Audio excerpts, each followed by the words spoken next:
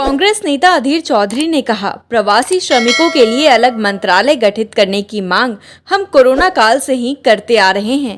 আমি নিজে পরিযায়ী শ্রমিকদের যাতে বাইরে এই ধরনের হয়রানির শিকার হতে না হয় তার জন্য আমি নিজে চেষ্টা করছি। আমি ভারতবর্ষের যিনি রাষ্ট্রপতি তাকেও বলবার ব্যবস্থা করছি, ভারতবর্ষের সরকারের কাছে তার দৃষ্টি আকর্ষণ করার জন্য আপ্রাণ চেষ্টা করছি।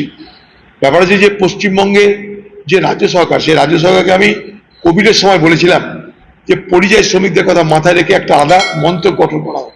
সেই মন্ত্রক আজ পর্যন্ত গঠন হয়নি, ফলে পরিযায়ী শ্রমিকদের দুরবস্থা শেষ নাই।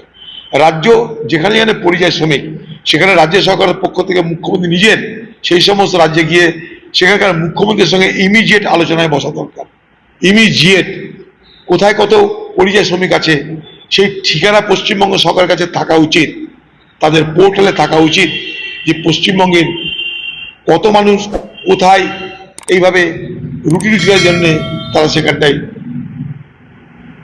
আছে, তার তালিকা যদি সরকারের কাছে না থাকে তাহলে এই সরকার পরিযায়ী শ্রমিকদের ব্যাপারে বিন্দু বিষয়কে চিন্তা করছে না বলে প্রমাণ হবে।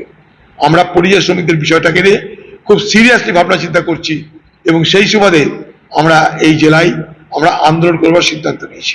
दिन भर की ताज़ा तरीन खबरों और ब्रेकिंग न्यूज़ के लिए बने रहिए स्पष्टता न्यूज़ के साथ। ज़्यादा से ज़्यादा खबरों के लिए बेल बटन दबाकर लाइक, शेयर और सब्सक्राइब करें स्पष्टता न्यूज़।